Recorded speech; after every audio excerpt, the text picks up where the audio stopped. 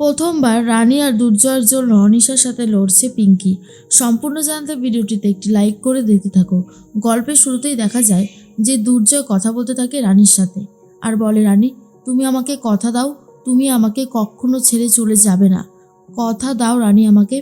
আর তখনই রানী বলে, দুর্জয় আমি তোমাকে ছাড়া 1 মিনিটও ভালো থাকতে পারি না, আর তুমি বলছো আমি কিনা তোমার জীবন থেকে চলে যাব কিনা? কখনো হয় সেটা? আমি তোমাকে কথা দিচ্ছি, আমি তোমার জীবন থেকে কোথাও যাব না। আমি তোমার জীবনের সাথে সব সময় জুড়ে থাকতে চাই। তোমার ভালো তোমার মন্দের সাথে আমি যদি না থাকতে পারি তাহলে আর কি থাকবে বলো তো? দুর্জয় বলে, এটাই তো চাইছিলাম। আমি খুব লাকি জানো রানী, যে তোমার মতন একজন মেয়েকে নিজের স্ত্রী হিসেবে পেয়েছি। এর থেকে ভালো আর কী বা হতে পারে? রানী তখন বলে, সত্যি সত্যি বলছো তুমি দুর্জয়? দুর্জয় তখন বলে, হ্যাঁ রানী, আমি একদম সত্যি কথা বলেছি, যে আমি তোমার মতন একজন মেয়েকে পেয়ে খুবই খুশি।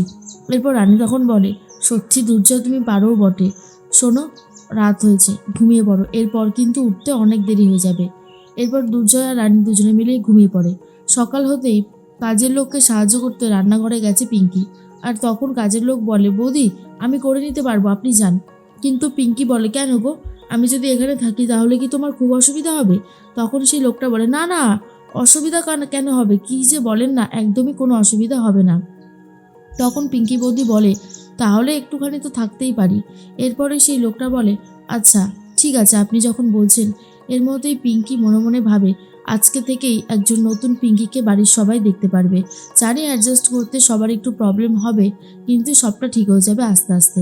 এর মধ্যেই সকালবেলায় মাধুরী উঠে চলে এসেছে আর বলে, দিদিভাই, এই বাবা আমি আজকে খুব সকালবেলা দেরি করে উঠে ফেলেছি, বলো তুমি সরো সরো, আমি করে দিচ্ছি, কি কি লাগবে বলো। পিঙ্কি বৌদি বলেন, না না মাধুরী, আমার কিছু লাগবে না, আসলে আমি এমনি এখানে দাঁড়িয়েছিলাম।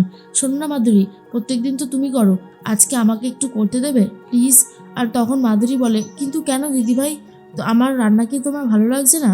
তখন পিঙ্কি বৌদি বলে, আরে ধুস, আমি কি সে সমস্ত কথা বলেছি?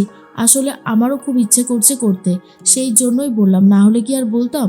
তখন পিঙ্কি বৌদি বলে, মাধুরী অনেক বছর তো হলো, দেখো আমি তো এই পরিবারের বড় বউ, ঈশার মতন সমস্ত দায়িত্বগুলো আমারই পালন করা উচিত, কিন্তু আমি তো আর সেসব করছি না, সব কিছু তোমাদের ভরসায় ছেড়ে দিয়ে রেখে দিয়েছি, যেটা আমার কখনোই উচিত না।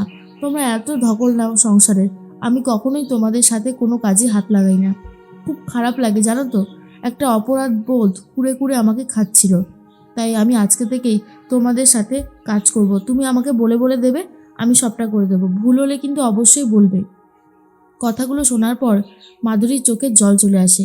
এরপর বিনায়ক এসে বলে, কই গো মাধুরী, দাও দাও দাও, চা দাও। এরপর পিঙ্কি বৌদি এসে চা ধরায়।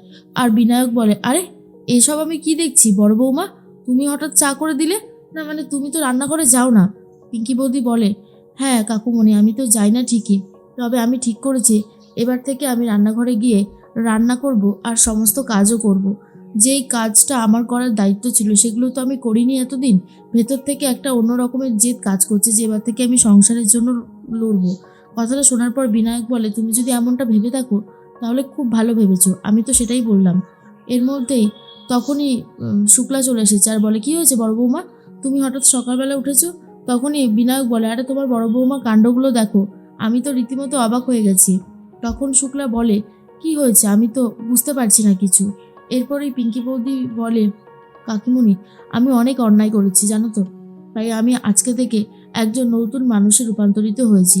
এই যে সংসারে যাবতীয় যা যা কাজ আছে, মাধুরী, দেবযানী, রানী সবাই কিছু না কিছু সবসময় করছে, আমি কিছু করি না, আমার খুব কষ্ট হচ্ছে, তাই আমি আজকে থেকে সব কিছু করব। শুক্লা বলে, কি যে বলো না বড় বৌমা, কে বলেছে তুমি কিছু করো না? এই যে ছোট বৌমার জন্য কোনটা ভালো হবে কোনটা খারাপ হবে সবটাই তো তুমি আমাকে বলেছো, আমি সেই রকমভাবেই তো সবটা করেছি। যারা বলে তুমি কিছু করো না তাদের মুখে আমি ভালো করে ঝামাটি ঘষে দিয়েছি, তুমি সব নিয়ে ভেবো না। কিন্তু পিঙ্কি বৌদি বলেন, না আগো, আমি আজকে থেকে সংসারের জন্য কাজ করব, এটা ফাইনাল। শুক্লা বলে, হ্যাঁ সে করো, তাতে কোনো অসুবিধা নেই, কিন্তু এই সমস্ত ভুলভাল কথা মাথাতেও রাখবে না। তখনই দুর্জয় বলে, এসব আবার কি নাটক শুরু হলো বাড়িতে, কি অদ্ভুত অদ্ভুত নাটক দেখতে হচ্ছে। তখনই রানী বলে, উফ দুর্জয়, তুমি এই সমস্ত কথা কম বলো তো, ভালো লাগছে না, কিন্তু এগুলো একদম বলবে না, মনে থাকে যেন। চলো, আমাদেরকে তো যেতে হবে, রেডি হয়ে আসি। এরপর রানী তাড়াহুড়ো করে রেডি হতে থাকে। জেঠুমণি রানীকে বারবার করে ডাকে, রানী হলো? রানী তখন বলে, আসছি আসছি জেঠুমণি। দুর্জয়, তুমি রেডি হয়ে চলে যাও কিন্তু পরীক্ষা দিতে। দুর্জয় বলে, পরীক্ষা? রানী বলে, ওই তো ইন্টারভিউ আর কি। দুর্জয় বলে, হ্যাঁ সেইটা বলো। এরপর রানীকে ছেড়ে দিয়ে আসবে বলে ঠিক করে দুর্জয়, কিন্তু রানী তখন বলে, দরকার নেই দুর্জয়, জেঠুমণি তো আছে, আমি ঠিক চলে যেতে পারবো। এরপর পিঙ্কি বৌদি টিফিন ক্যারি করে একটা চিকেন স্যান্ডউইচ নিয়ে এসেছে আর বলে, রানী এটা তোমার জন্য। আর রানী তখন বলে, পিঙ্কি বৌদি এসবের আবার কি দরকার ছিল? পিঙ্কি বৌদি বলে, দরকার ছিল রানী, দরকার ছিল। আর এই দুটো ফল শোনো, টিফিন টাইমে কিন্তু খেয়ে নেবে, বুঝতে পেরেছো? আমি তাহলে আসি। না, ওইগুলো ব্যাগে ভরে নাও। পিঙ্কি বৌদির এই পরিবর্তন দেখে রানীর খুবই ভালো লাগে, কিন্তু দুর্জয় কোনোভাবে মেনে নিতে পারে না আর বলে, এসব আবার নাটক শুরু করেছে। তখন রানী বলে, দুর্জয়, সবাই সবসময় নাটক করে না, তোমার কোথাও একটা ভুল হচ্ছে। আর তাছাড়া পিঙ্কি বৌদি কিন্তু নিজেকে বদলে ফেলেছে, সে কথা তুমি মানো বা না মানো, এটা একদম সঠিক কথা।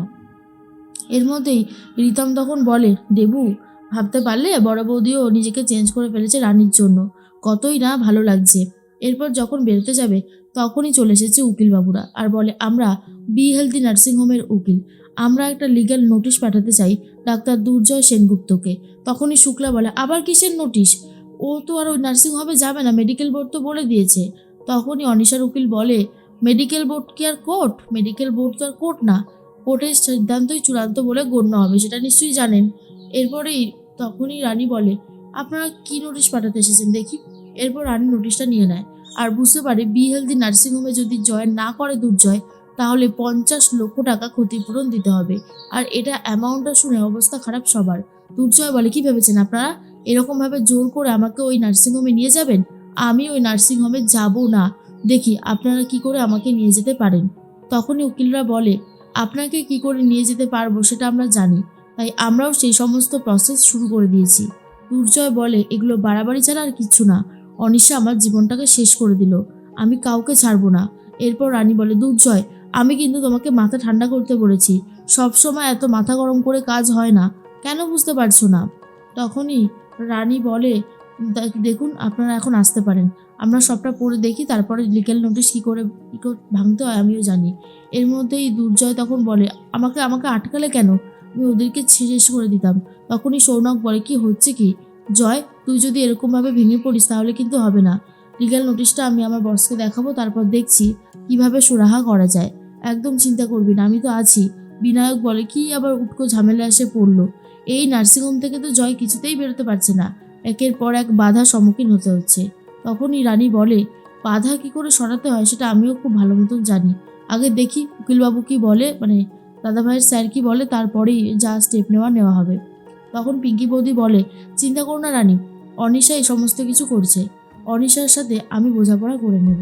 কথাটা শোনার পর রানীর খুব ভালো লাগে, কারণ পিঙ্কি বৌদি শেষ পর্যন্ত তাদের পাশে এসে দাঁড়িয়েছে, এর থেকে ভালো আর কি হতে পারে।